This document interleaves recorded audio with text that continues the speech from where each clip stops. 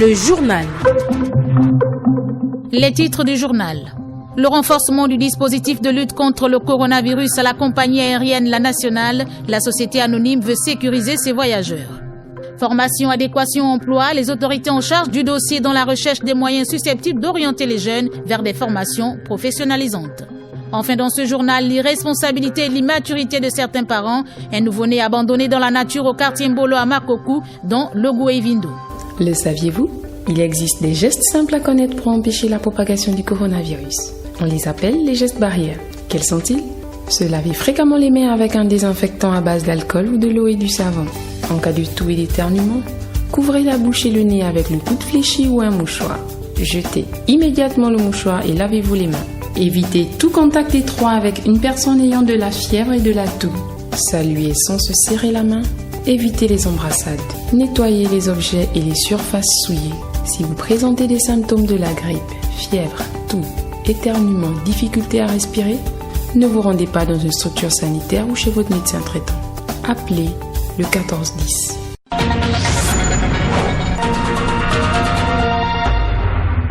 À la technique, Léopold Lombo, Eldaneli Kumba à la présentation.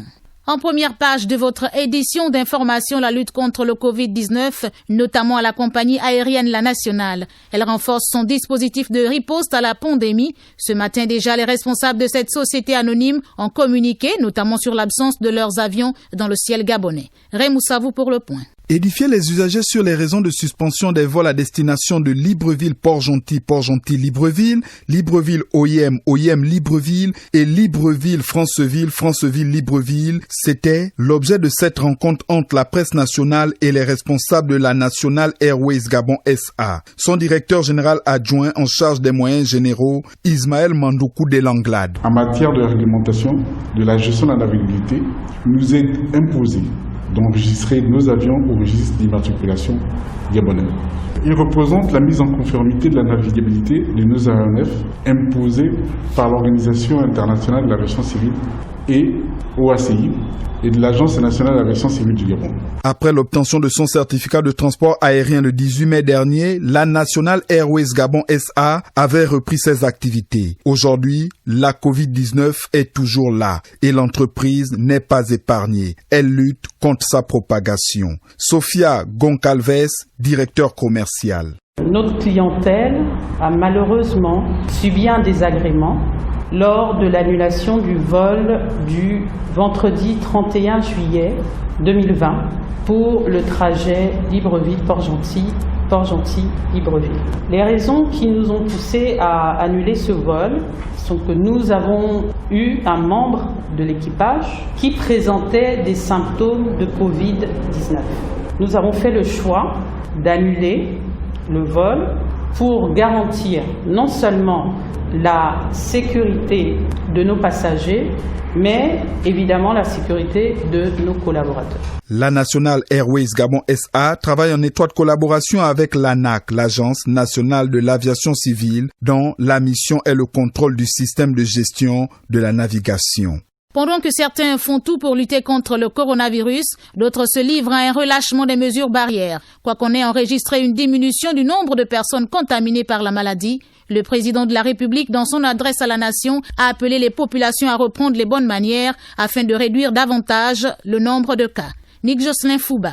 La Covid-19 a bouleversé les habitudes et la vie de plusieurs familles partout dans le monde et exerce une pression énorme sur plusieurs États. Chez nous, au Gabon, l'ennemi des temps modernes a du mal à faire de nombreux dégâts, car l'État multiplie les stratégies pour vaincre le virus, en insistant sur le respect des mesures barrières. Cependant, depuis un certain moment, le respect des mesures barrières ne constitue plus l'une des préoccupations pour la population, car les bars et les snacks ont réouvert. C'est le constat fait en sillonnant certains quartiers du Grand Libreville. Au-delà de cet aspect, le nombre d'invités au mariage civil et coutumier dans le cadre de la lutte contre le coronavirus n'est plus respecté, alors qu'un plan de 2 confinements a été mis en place depuis le mois de juillet. Ali Bongo Ndiba, le président de la République, chef de l'État, exhorte la population à respecter les mesures barrières. Même si un plan de déconfinement progressif est mis en œuvre depuis le mois de juillet, avec la reprise des activités scolaires, des activités économiques, encore de transport, bientôt la réouverture des lieux de culte. Il faudra encore du temps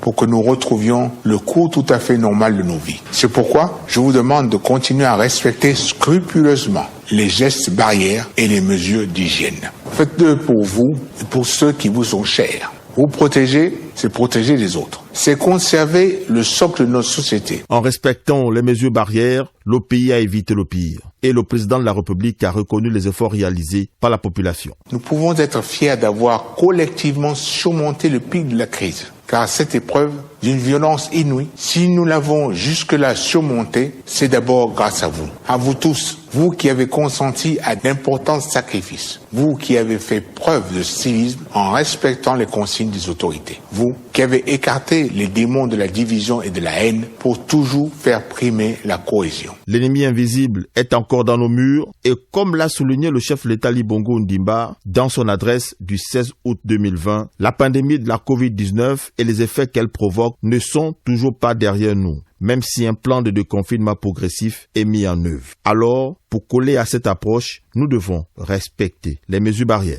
Zoom sur le rôle et les missions phares de la Commission nationale de lutte contre l'enrichissement illicite. Claudette Eworé a rencontré le président de cette institution indispensable pour une gestion transparente des affaires publiques. Écoutons. La prévention à la corruption fait partie des missions essentielles de la Commission nationale de la lutte contre l'enrichissement illicite, créée au début des années 2000 dans notre pays. Le président de cette institution, Nestor Mbou, explique en quoi consiste l'opération des déclarations des biens. La loi dit que tout dépositaire de l'autorité de l'État doit faire sa déclaration de biens à l'entrée de ses fonctions et à la fin de celle-ci. La loi dit encore que tout dépositaire de l'autorité de l'État doit faire sa déclaration des biens tous les 3 ans. Si l'autorité de l'État est en fonction, 3 ans après, il doit faire la déclaration des biens. Pour la même fonction, ça peut ne pas être 3 ans, ça peut être 2 ans, mais toujours est-il qu'à la fin de fonction, il doit faire sa déclaration des biens. Pour le magistrat hors hiérarchie, l'organe administratif qu'il dirige, bien qu'autonome, n'est pas une juridiction. Son rôle en matière d'investigation s'arrête lorsque elle dépose le rapport au parquet de la République.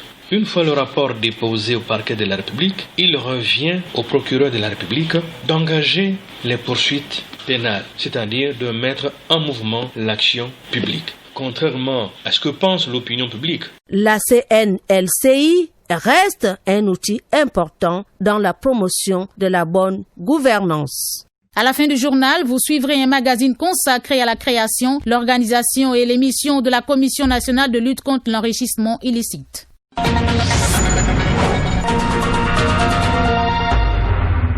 Registre enseignement pour la suite du journal.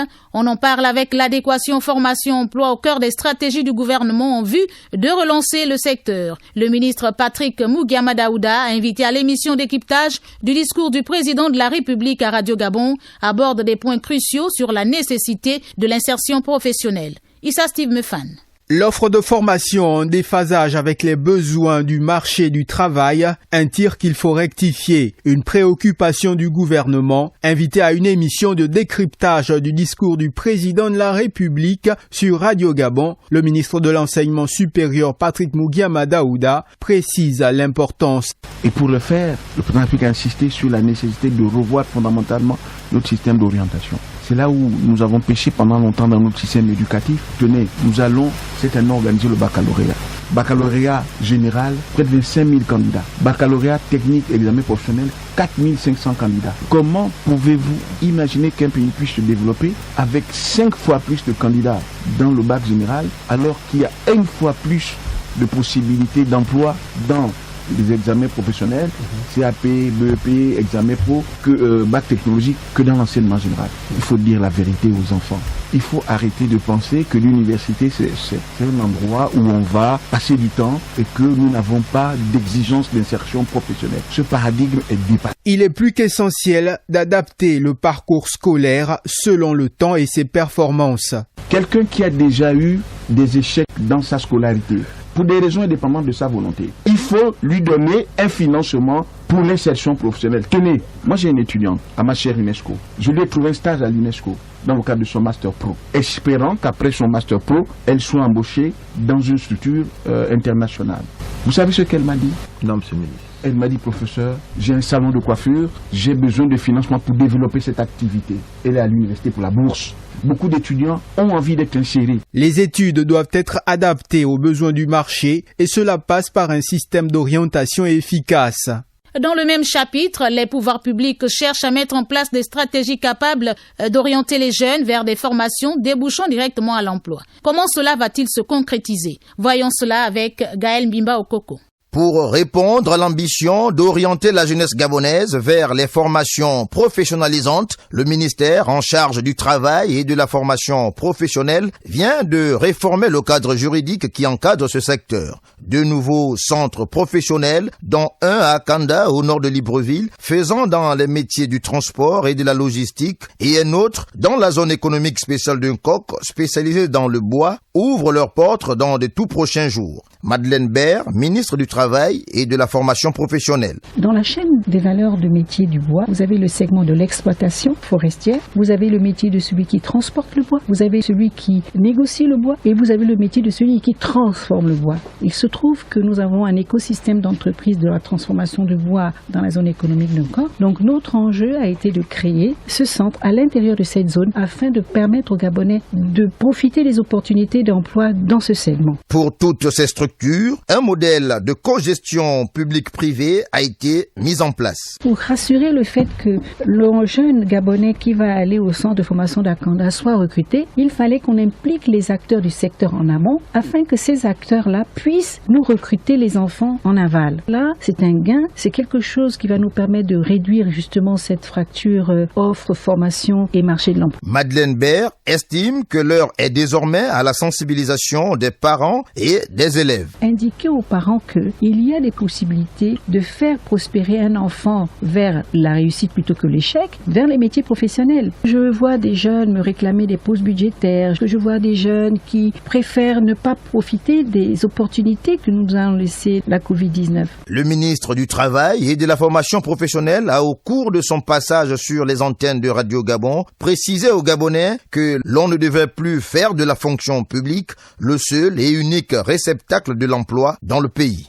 Et puis cette brève sur le plan éducation, les épreuves écrites du baccalauréat de la session 2020 démarrent le jeudi 20 août prochain et s'étendront jusqu'au 23 du mois en cours pour le compte du premier groupe. La correction des copies de cet examen commencera le même jour que le début des épreuves écrites et s'achèvera le 1er septembre. Selon le calendrier rendu public par la Direction générale des examens et concours, les épreuves orales du premier groupe se tiendront du mercredi 26 août au 1er septembre 2020. Quant aux délibérations du premier groupe, elles se feront le mercredi 2 septembre 2020, selon le même calendrier. Les candidats déclarés admissibles au premier tour passeront les épreuves orales du second groupe du vendredi 4 au mercredi 9 septembre 2020.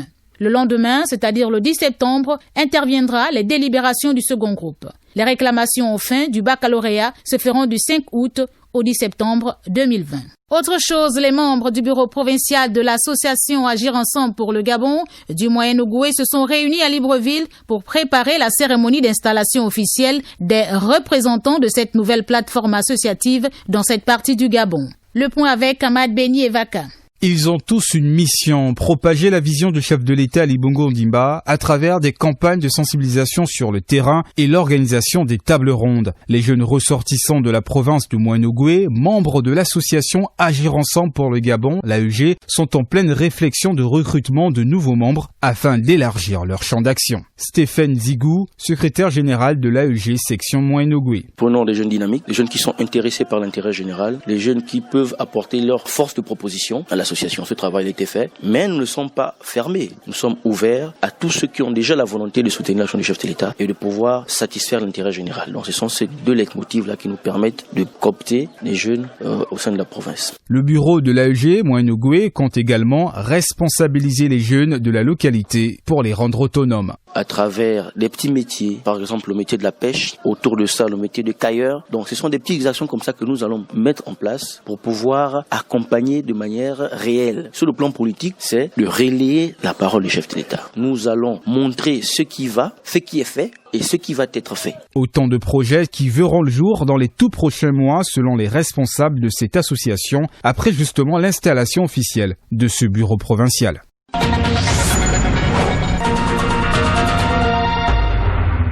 Cap sur Chibanga dans la Nyanga où une délégation de l'OMS séjourne depuis hier. Ces experts onusiens sont allés tenir un séminaire de renforcement de capacité aux agents de la coordination provinciale sur la lutte contre la propagation du Covid-19. Compte rendu de Raymond Savou sur les notes de notre correspondant Annie-Flore Ndembi. Les équipes de riposte à la Covid-19 des communes et départements de la Nyanga enseignaient sur l'utilisation du logiciel GoData par les experts de l'OMS, l'Organisation mondiale de la santé. Dr Amel Boubidji, chef de délégation. Nous poursuivons le déploiement de cet outil de l'OMS qui permet de mieux faciliter les équipes de la surveillance à faire le suivi des cas contacts. On va mettre à disposition les équipes de surveillance des téléphones dans lesquels ils vont pouvoir mettre des informations pour mieux identifier les cas contacts, les cas positifs et organiser un meilleur suivi de ces cas. Le suivi des cas Covid-19, un processus capital dans la riposte.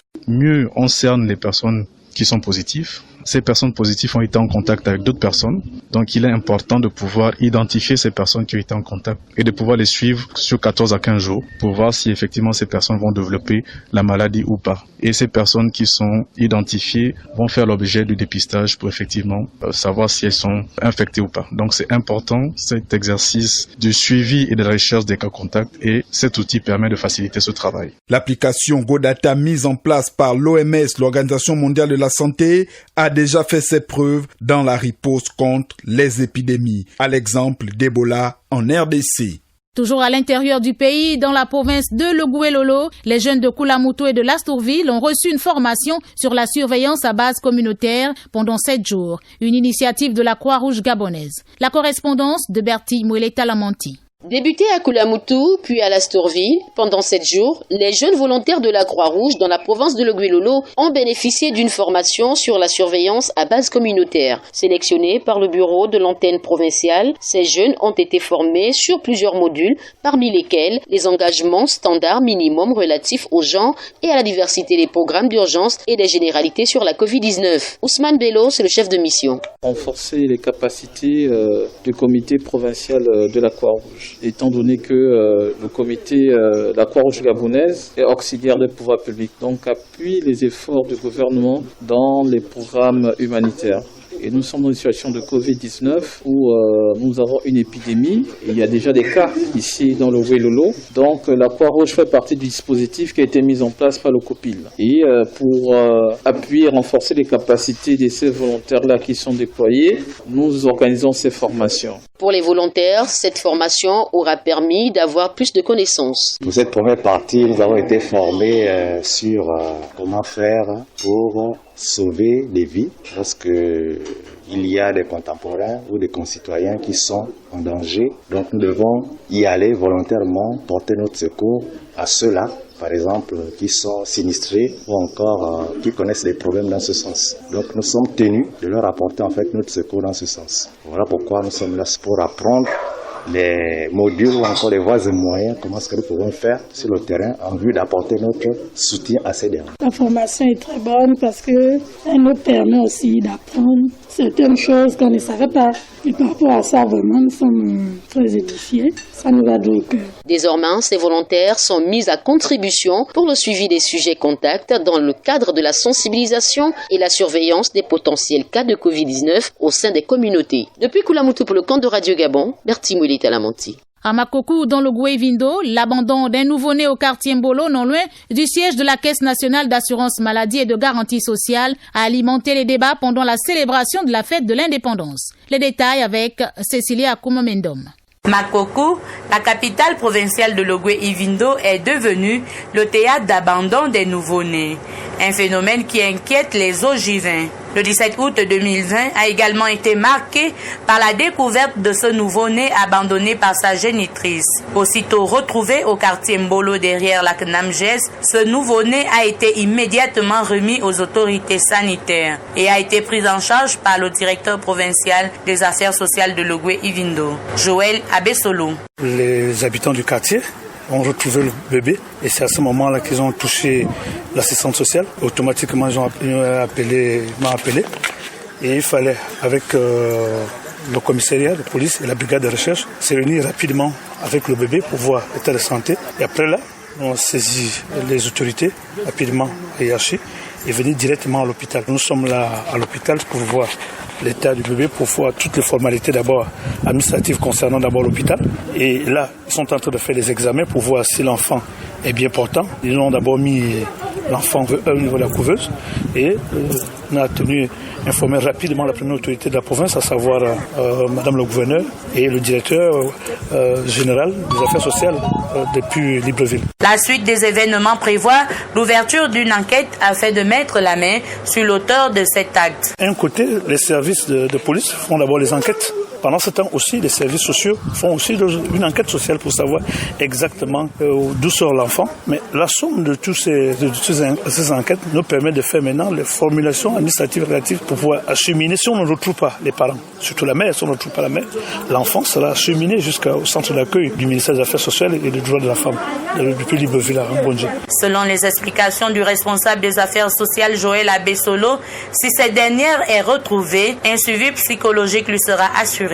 Notons qu'aussitôt alerté, ce nouveau-né abandonné de sexe masculin a reçu la visite du gouverneur de la province de Logwe Ivindo, Christian Leka. Le nouveau-né est en bonne santé, vivement que sa mère sera vite rattrapée par les enquêteurs du centre hospitalier régional de Makokou. Cécilia Koumamendom pour Radio Gabon, la référence.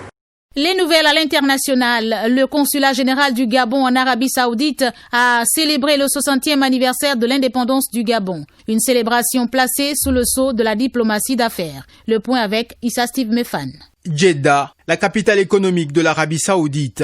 La représentation consulaire a vibré au son et aux couleurs du Gabon. Occasion d'inviter les partenaires économiques saoudiens à découvrir les opportunités de ce pays aux multiples atouts. Ibrahim Landry Ndiengi, vice-consul général du Gabon à Jeddah. À l'occasion du 60e anniversaire de l'indépendance du Gabon, date commémorant l'accession à la souveraineté internationale de notre pays, nous avons voulu placer cette cérémonie sous l'angle de la diplomatie des affaires, d'autant plus que le chef de l'État prône cette diplomatie depuis plusieurs temps. Et pour coller à cette politique, nous avons donc invité plusieurs partenaires économiques saoudiens, principalement le groupe Adaba. Le groupe saoudien Al-Adaba, intéressé par la pertinence de s'établir au Gabon. Depuis plusieurs années, nous menons une activité intense pour intéresser les opérateurs économiques saoudiens au secteur prioritaire du président de la République. J'ai cité le logement, l'agriculture, la pêche industrielle, les routes et l'énergie dans une moindre mesure. Et donc, nous souhaitons que le gouvernement invite ce groupe qui est très impatient à se rendre au Gabon. Et à cet égard, le groupe Adaba, qui a à son actif plusieurs lettres d'intention aux membres du gouvernement, a réaffirmé à cette occasion sa volonté d'investir au Gabon et d'accompagner le Gabon dans ce secteur. Grâce à une diplomatie agissante, le groupe saoudien Al-Adaba manifeste sa ferme volonté d'investir dans ce pays.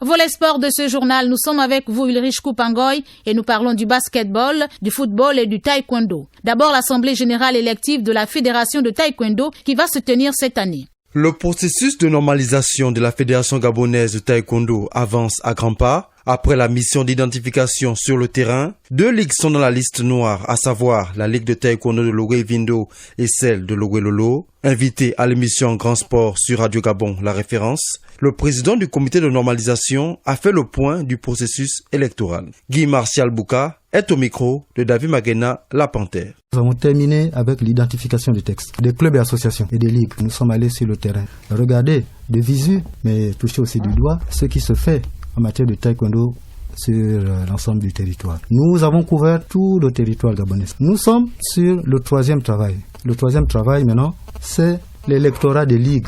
Nous sommes en train de nous acheminer pratiquement vers une mise à l'écart de certaines ligues. S'il y a quelques-uns qui partent de Libreville pour aller pratiquer de temps en temps le taekwondo, ça ne fait pas fonctionner une ligue. On veut au moins qu'on sente qu'il y a un début de fonctionnement d'une ligue avec 3 clubs qui fonctionnent réellement, même si à ce niveau les clubs ne sont pas juridiquement bien constitués, parce qu'il faut le comprendre. Parce que nous partons sur les acquis, ce que nous avons trouvé. Il y a des clubs qui ont leur bureau, qui ont leur statut et règlement intérieur, qui ont ceci, qui ont cela, donc ils sont bien établis. Mais il leur manque le récépissé de déclaration du gouvernorat ou du ministère de l'Intérieur. C'est-à-dire que la reconnaissance juridique n'existe pas. Et même pour les ligues. La ligue est une association. Elle doit avoir son récépissé. La ligue devrait avoir aussi c'est pas la ligue, les clubs doivent avoir leur agrément technique en matière de sport. Vous le savez, c'est ce que prévoit le texte. Du football dans ce journal, la saison sportive 2019-2020 s'est achevée tant bien que mal. Après cette interruption, les dirigeants des clubs doivent à présent mettre en place un modèle économique digne d'un championnat professionnel. Chivarol Mekwi pour le reportage. L'arrêt du championnat national n'a certes pas permis aux clubs d'atteindre leurs objectifs cette saison. L'heure n'est plus au regret. Il faut aller de l'avant et mettre à profit ce temps pour établir des nouvelles réformes sur le plan économique. Landry Nkeyi, président de l'association des clubs de première et deuxième division. Il faut favoriser l'environnement économique propice au développement du sponsoring et des droits de télévision. Il faut mettre en place un cadre juridique. Quelle est la société, quelle est l'entreprise qui viendra vous accompagner si elle sait qu'en retour, elle ne va pas obtenir des compensations pour les efforts qu'elle va consentir à l'endroit des clubs. Pour avoir un national foot de qualité la saison prochaine, faut-il réduire les clubs et ne garder que ceux qui répondent aux critères pour jouer un football d'élite? Est-ce que vous trouvez que c'est censé de partir de 14 à 12 ou à 8? Cette réduction ne vise qu'un seul objectif, à servir une catégorie d'électeurs au Congrès. S'il est difficile pour eux déjà avec 14 ligues, 14 voix pour gagner une élection, ça va être plus facile en réduisant les clubs qui sont aujourd'hui pris comme les mauvais acteurs de notre activité. La Fédération gabonaise de football et toutes les autres structures de cette discipline ont encore quelques mois pour mettre en musique ces réformes pour le bon développement du football dans notre pays. Pierre-Emerick Aubameyang va prolonger à Arsenal. Selon le média anglais Daily Mail, l'international gabonais aurait donné son accord et évoque un contrat de 3 ans avec un salaire de 250 000 sterling, soit plus de 165 millions de francs CFA par semaine, ce que le réclamait le capitaine des Panthères du Gabon. Autant dire qu'Arsenal va bientôt officialiser une bonne nouvelle dans ce dossier. Et puis, le championnat d'Afrique des Nations 2022 aura bien lieu en été. Répondant à une demande de la Confédération africaine de football, le pays hôte de l'événement, l'Algérie, a entériné cette décision hier lundi. La compétition aura lieu du 10 juillet au 1er août 2022 afin de ne pas coïncider avec les Jeux méditerranéens qui vont se tenir du 25 juin au 5 juillet 2022 à Oran. Plusieurs villes ont été choisies pour abriter la compétition, à savoir Alger, Oran, Annaba et Constantine. Du basketball pour terminer. Dans le but de bien préparer la deuxième phase des qualifications de l'Afrobasket 2021, la sélection homme de basketball de l'Algérie va reprendre ses activités en septembre prochain. Le regroupement aura lieu à Annaba. Avant le stage, des tests de dépistage Covid-19 seront effectués. Pour rappel, toutes les activités sportives ont été suspendues depuis mars dernier à cause de la pandémie du coronavirus. Le président de la Fédération algérienne de basketball, Rabat Bouharifi, souhaite que la FIBA Afrique repousse la date prévue au Mali à 2021. Nous sommes presque à la fin de ce journal, mais avant de tout refermer, le rappel des grands points. Renforcement du dispositif de lutte contre le coronavirus à la compagnie aérienne La Nationale, la société anonyme veut sécuriser ses voyageurs. Formation, adéquation, emploi, les autorités en charge du dossier dans la recherche des moyens susceptibles d'orienter les jeunes vers des formations professionnalisantes. Enfin, l'irresponsabilité et l'immaturité de certains parents, un nouveau-né abandonné dans la nature au quartier Mbolo à Makokou, dans le Gouévindo. Franche collaboration d'Ulrich Koupangoy au sport, à la technique Léopold Lombo, au montage Herman Osunga et Hans Ndon. La réalisation a été conduite avec maestria par Ryan Diengi, une coordination de Nick Jocelyn Fouba. Chose promise, chose due, à présent votre magazine consacré à la création, à l'organisation et aux missions de la Commission nationale de lutte contre l'enrichissement illicite. Un entretien réalisé par Claudette Eoré. Je suis Eldaneli Koumba, à demain si Dieu le veut.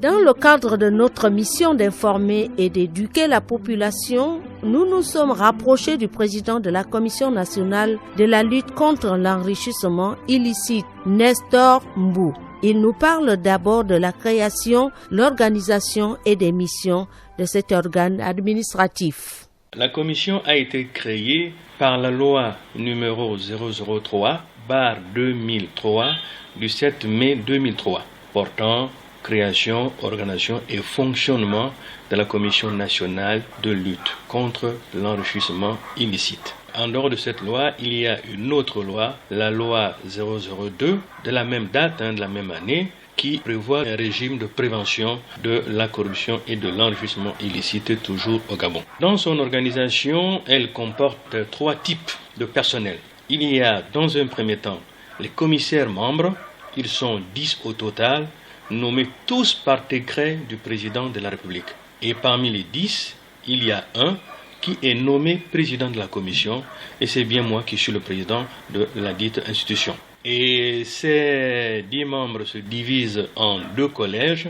Le premier collège, c'est celui qui est composé de 4 magistrats professionnels, et puis il y a un deuxième collège qui regroupe les représentants de diverses institutions, notamment la primature, le Parlement, dont le Sénat et l'Assemblée nationale. Il y a un représentant du barreau des avocats du Gabon. Il y a également un représentant de la société civile et un autre des établissements bancaires. Ça fait 10 au total. Alors ça, c'est la première composante. La deuxième composante, ce sont les rapporteurs. Il y a 5 rapporteurs, un rapporteur général, 2 rapporteurs généraux adjoints et 2 rapporteurs permanents.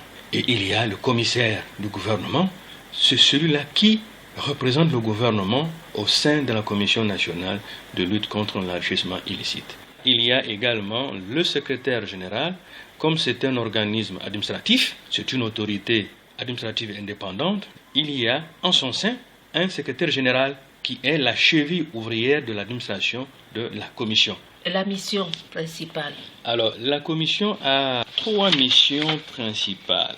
Il y a, première mission, c'est la prévention. La prévention, c'est la sensibilisation, c'est l'éducation, c'est la formation des usagers pour qu'ils sachent qu'est-ce que c'est la corruption, qu'est-ce que c'est l'enrichissement illicite, pourquoi la corruption, pourquoi l'enrichissement illicite et quels sont les principes qu'il faut adopter pour reléguer au second plan la corruption et l'enrichissement illicite. Ça, c'est la prévention. La deuxième mission, c'est celle qui concerne l'investigation. Ça, c'est le pan qui concerne les enquêtes. C'est à l'image des OPJ, qui sont dans les commissariats de police, qui sont dans les brigades de gendarmerie. Lorsque les faits sont commis, ou bien s'ils apprennent qu'il y a des faits qui sont commis quelque part, eh bien, si une plainte n'est pas déposée, ils vont vers les usagers pour regarder qu'est-ce qui se passe. Ils mènent une enquête. Cette enquête a pour but de procéder à l'arrestation des intéressés ou de l'intéressé, à rassembler les preuves par tout moyen. Et après, la commission fait le même travail, donc un travail d'enquête. Et lorsque la commission a fini d'entreprendre les investigations, l'enquête se retrouve en plénière pour arrêter la position définitive de la commission. Est-ce que les faits qui ont fait l'objet de l'enquête constituent une infraction à la loi pénale? Si tel est le cas, en plénière, la commission décide d'établir un rapport, c'est une sorte de compte rendu, et ce rapport est adressé au procureur de la République. En revanche, si les faits ne tiennent pas, c'est-à-dire qu'ils ne revêtent pas une coloration pénale, la commission a aussi la latitude de ne pas envoyer le dossier au procureur, donc de prendre une décision d'irrécevabilité. Donc ce sont ces deux démarches-là, et lorsque la commission a transmis le dossier au procureur de la République, lorsque le procureur déclenche, met en mouvement l'action publique, le jour que le dossier est appelé devant la juridiction de jugement, le procureur doit appeler la commission, parce que la commission est partie jointe au procès dès lors que c'est elle qui a initié la procédure. C'est la deuxième mission. Et la troisième mission, c'est celle qui sert de consultation. C'est la mission de consultation que la loi reconnaît à la commission.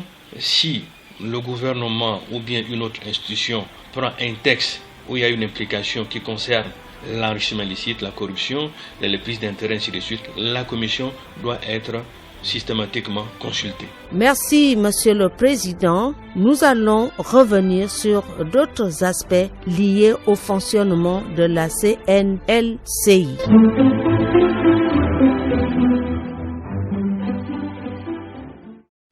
Vous êtes câblé sur Radio Gabon émettant de Libreville, 88.7, 96.5 FM. Où que vous soyez, nous sommes avec vous.